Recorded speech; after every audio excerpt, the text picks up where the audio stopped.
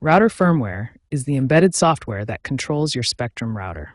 It manages tasks like data routing, Wi-Fi signal strength, and security protocols. Updating your router's firmware is crucial for several reasons.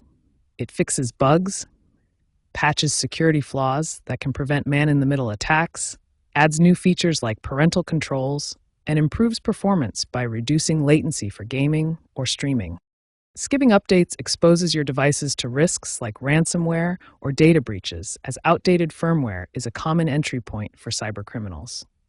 Spectrum typically rolls out firmware updates quarterly. You can update manually, but enable notifications and automated updates via the Spectrum Smart Home app available on iOS and Android to minimize manual intervention. Begin by ensuring you have a stable internet connection. It's best to connect your computer directly to the router using an Ethernet cable for the most reliable connection during the update process.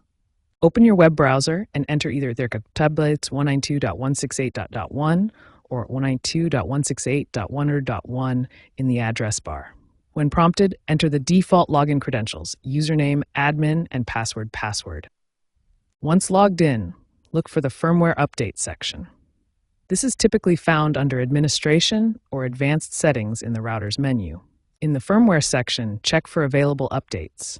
If an update is available, click to download and install it.